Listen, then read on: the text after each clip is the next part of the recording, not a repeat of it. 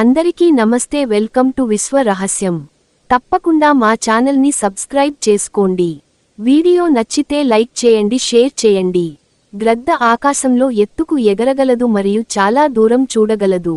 దాని నుండి మనం నేర్చుకోవాల్సిన ముఖ్యమైన విషయాలు తెలుసుకుందాం రండి. దూరదృష్టి. గ్రద్ద చాలా ఎత్తు నుండి కూడా తన ఆహారాన్ని స్పష్టంగా చూడగలదు. ఇది మనకు దీర్ఘకాలిక లక్ష్యాలను కలిగి ఉండటం మరియు భవిష్యత్తును దృష్టిలో ఉంచుకొని ప్రణాళికలు వేసుకోవడం యొక్క ప్రాముఖ్యతను తెలియజేస్తుంది. స్వేచ్ఛ మరియు స్వతంత్రత. గ్రద్ద ఆకాశంలో స్వేచ్ఛగా ఎగురుతుంది. ఇది మనకు స్వేచ్ఛను మరియు స్వతంత్రంగా ఆలోచించే మరియు పనిచేసే సామర్థ్యాన్ని కలిగి ఉండటం యొక్క విలువను తెలియజేస్తుంది. మన స్వంత నిర్ణయాలు తీసుకోవడానికి మరియు మన మార్గాన్ని ఎంచుకోవడానికి మనం ధైర్యం చేయాలి. సాహసం మరియు ఎత్తుకు ఎగరడం.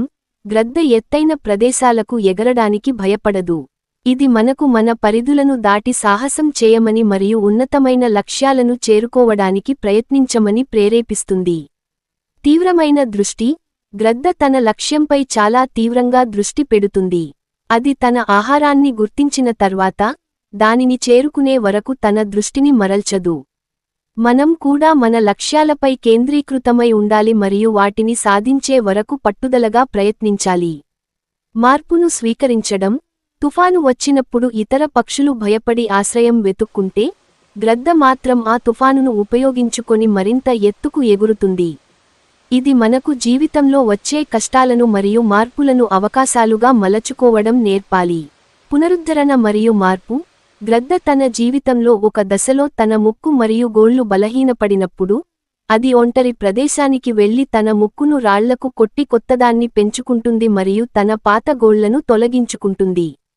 ఇది మనకు మన జీవితంలో అవసరమైన మార్పులను చేసుకోవడానికి మరియు పాత అలవాట్లను వదిలించుకోవడానికి స్ఫూర్తినిస్తుంది. పైకి ఎదగడం. గ్రద్ద ఎల్లప్పుడూ పైకి ఎగరడానికి ప్రయత్నిస్తుంది. ఇది మనకు నిరంతరం అభివృద్ధి చెందడానికి మరియు ఉన్నత స్థానాలకు చేరుకోవడానికి ప్రయత్నించడం యొక్క ప్రాముఖ్యతను తెలియజేస్తుంది. గ్రద్ద యొక్క ఈ లక్షణాలు మన వ్యక్తిగత మరియు వృత్తి జీవితంలో విజయం సాధించడానికి మరియు మరింత మెరుగైన వ్యక్తులుగా ఎదగడానికి సహాయపడతాయి. దాని ఎత్తు మరియు దృష్టి మనకు స్ఫూర్తినిస్తాయి. ఖచ్చితంగా గ్రద్ద నుండి నేర్చుకోవాల్సిన మరికొన్ని ఆసక్తికరమైన విషయాలు ఉన్నాయి. ప్రాంతీయ స్పృహ మరియు పరిశీలన.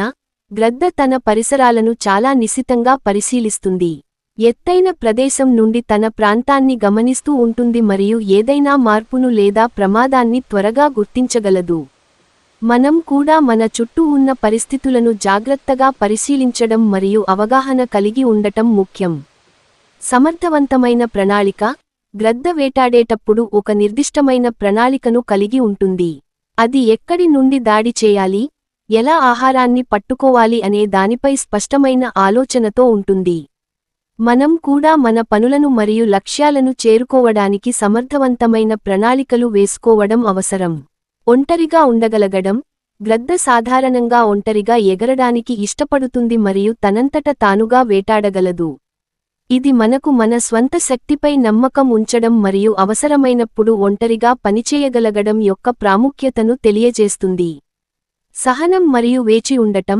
గ్రద్ద తన ఆహారం కోసం ఆకాశంలో చాలా సేపు వేచి ఉంటుంది. సరైన సమయం వచ్చినప్పుడు మాత్రమే వేగంగా దాడి చేస్తుంది. మనం కూడా కొన్నిసార్లు సహనంతో వేచి ఉండాలి మరియు సరైన అవకాశం కోసం ఎదురు చూడాలి.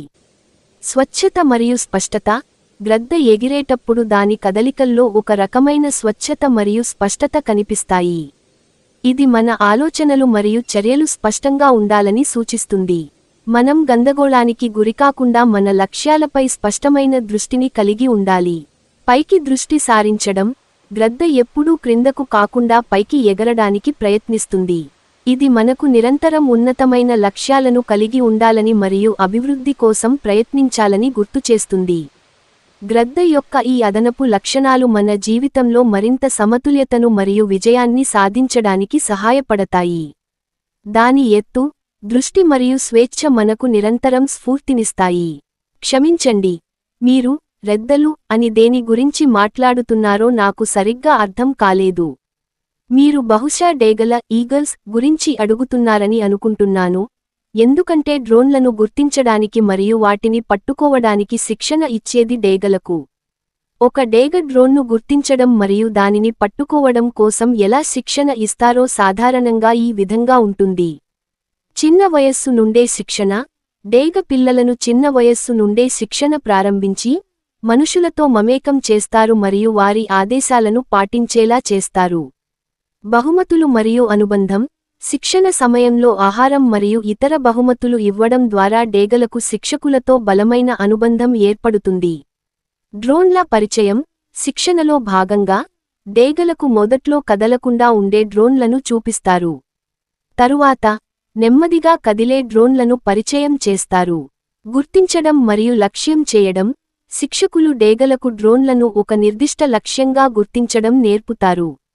డ్రోన్ను చూసినప్పుడు లేదా శిక్షకుడు ఆదేశించినప్పుడు దానిపై దాడి చేయడానికి శిక్షణ ఇస్తారు. పట్టుకోవడం మరియు కూల్చడం. డేగలకు తమ బలమైన కాళ్లతో డ్రోన్లను పట్టుకోవడం మరియు వాటిని నేలకూల్చడం నేర్పుతారు. దీనికోసం ప్రత్యేకమైన శిక్షణ పరికరాలను కూడా ఉపయోగిస్తారు. నిరంతర సాధన. డేగలు తమ నైపుణ్యాలను నిలుపుకోవడానికి క్రమం తప్పకుండా శిక్షణ పొందుతూ ఉంటాయి. ఈ శిక్షణ చాలా క్లిష్టమైనది మరియు సమయం తీసుకుంటుంది.